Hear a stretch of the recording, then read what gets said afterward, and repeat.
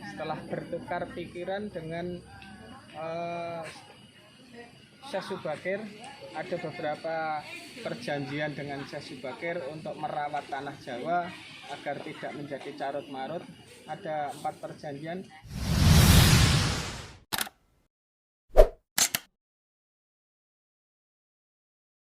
Assalamualaikum warahmatullahi wabarakatuh. Siang ini saya berada di sesuatu suasana yang indah di wilayah Gunung Tidar. Kenapa dinamakan Tidar? Ini zaman dulu ada kalimat jalma moro jalma mati, jalma moro jalma modar. Nek ora mati ya modar, makanya jenenge Tidar. Kita akan menelusuri makam Syekh Subakir, juga nanti ada perjanjian dari Sabdo Palon, yaitu Pangeran Ismoyo Jati. Insyaallah kita ulas. Oke, kita teruskan, kita lanjutkan penelusuran di siang hari ini. Kalau kita mau memasuki makam Mbah Subakir, jalannya indah sekali, suasana kanan kiri hutan, ada hutan pinus. Biasanya ono ketheke, tapi ini ketheke ora ketok. Nah, saya lihat itu. Jalan itu tinggi tapi berundak-undak, asik, kanan kiri. Enggak. Alam yang sangat indah. Kita telah sampai di gerbang makam Syekh Subakir Gunung Tidar. Nah, banyak orang yang berziarah.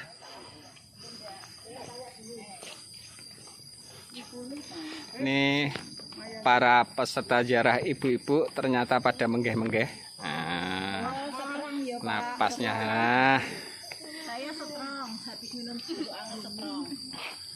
Saya jantungnya dak-dik-dik. Dak-dik-dik. Ini sudah datar, jalannya sudah tidak naik-naik lagi. Kita telah sampai pada makam Syekh Subakir yang berada di puncak Gunung Tidar.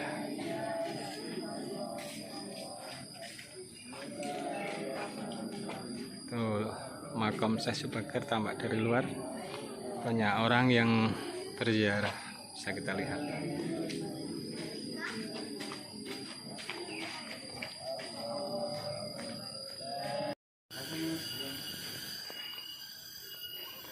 Ini adalah makam Syekh Subakir. Kelihatan dari dekat.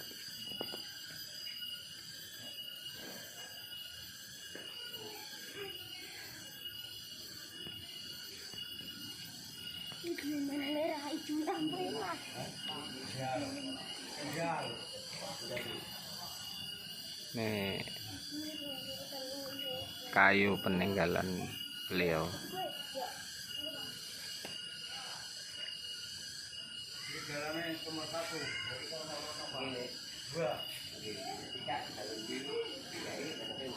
Makam sekelilingnya.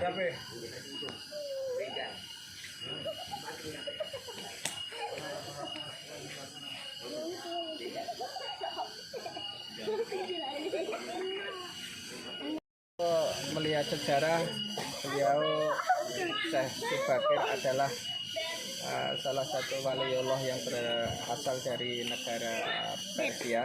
Kalau sekarang kita lebih mengenal negara Iran. Beliau utusan dari Sultan Mahmud yang pertama ketika kekhalifahan Khalifah Turki Utsmani mendarat di tanah Jawa ini bersama dengan Syekh Maulana Jumadil Kubro, kemudian bersama-sama dengan Syekh Maulana Malik Ibrahim, kemudian bersama juga dari Bapak Sunan Derajat yang sebetulnya berdakwah di wilayah sepanjang sekitar Malaysia, di Nusantara bagian sekitar Malaysia.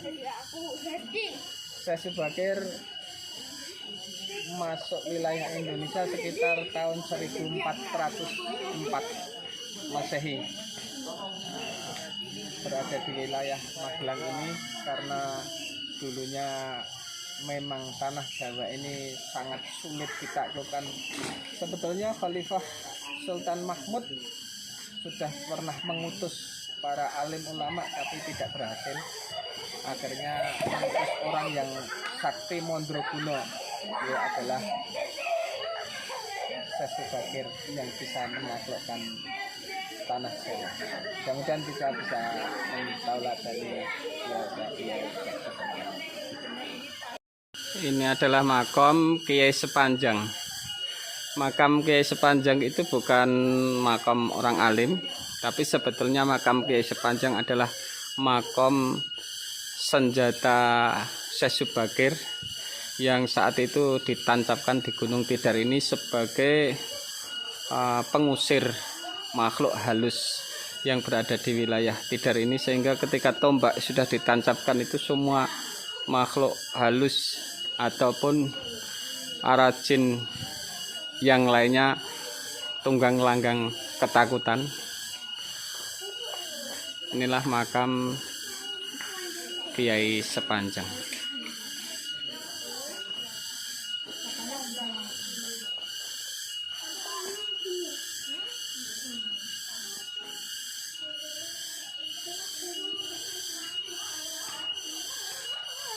Sekarang sampai pada puncak Gunung Tidar tertinggi. Ini puncak Gunung Tidar juga sebagai pakuning tanah Jawa. Artinya apa? Tengah-tengah tanah Jawa ya ini. Ini paku tanah Jawa yang menjadi simbol pakuning tanah Jawa dari Syekh Subakir ini, sehingga ada sebuah simbol itu. Ini huruf Jawa ini bacanya so. Ada 3 so. Nah, ada maknanya itu sopo, salah, seleh. Artinya siapapun yang buat kesalahan suatu saat pasti akan terungkap. Mudah-mudahan kita dihindarkan dari hal-hal yang salah, kita bisa selalu dibimbing oleh Allah SWT. Kita lanjutkan berikutnya. Ini adalah petilasan ruang Pangeran Ismoyo Jati. Kalau kita kenal di zaman Majapahit, Sabdo Palon. Dari samping. Ini sebetulnya tulisan Jawa, Hono Coroko Datasawala sampai akhir.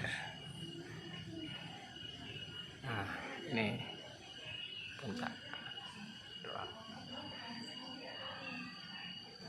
Ismoyo Jati. Salah satu kayu yang sudah lama sekali mendampingi padepokan. Kita berada di petilasan Eyang Ismoyo Jati. Zaman Hindu dia terkenal dengan Pangeran Ismoyo Jati. Kemudian di dalam pewayangan terkenal dengan Eyang Semar Bodronoyo Sang Pamomong. Kemudian kalau zaman Majapahit terkenal dengan Sabdo Palon.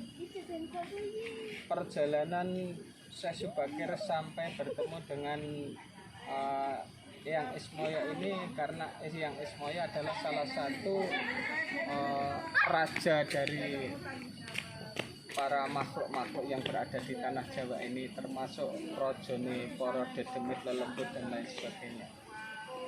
Akan tetapi beliau adalah sangat bijaksana. Setelah bertukar pikiran dengan Syekh Subakir, ada beberapa perjanjian dengan Syekh Subakir untuk merawat tanah Jawa agar tidak menjadi carut marut. Ada 4 perjanjian. Yang pertama, Syekh Subakir dibolehkan menyiarkan agama Islam tapi tidak boleh dengan paksaan. Kemudian yang kedua, Syekh Subakir boleh membuat tempat ibadah, akan tetapi harus ada akulturasi kebudayaan yang saat itu Hindu-Buddha, sehingga kalau kita bisa melihat di wilayah Nusantara ini banyak masjid-masjid yang memang dari tampak luarnya seperti peribadatan agama Hindu. Kalau kita berada di Kudus, ada kayak pura dan lain sebagainya, itu salah satu peninggalan Hindu. Kemudian kesepakatan yang ketiga, kalaupun Syekh Subakir menyiarkan agama, jangan pernah dijadikan orang Jawa ini seperti Arab. Artinya apa? Biar orang mengamalkan Islam dengan sebaik-baiknya, tapi budaya Jawa jangan pernah ditinggalkan. Oleh karena itu memang Wali Songo menyiarkan agama Islam. Kesuksesan Wali Songo adalah dengan membawa budaya. Banyak lagu-lagu lir-ilir, lagu-lagu megadroh, lagu-lagu yang memang diciptakan oleh para Wali Songo sebagai penerus dari Syekh Subakir.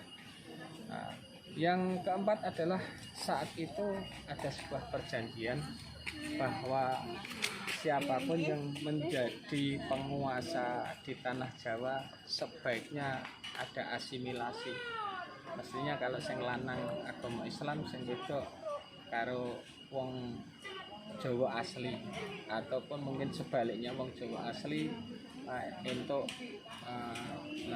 orang Islam.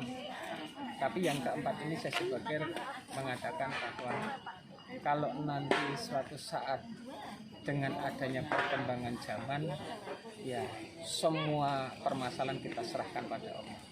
Karena saat itu Pangeran Ismoyo mengatakan kalau perjanjian itu dilanggar, suatu saat saya akan kembali golek goro-goro.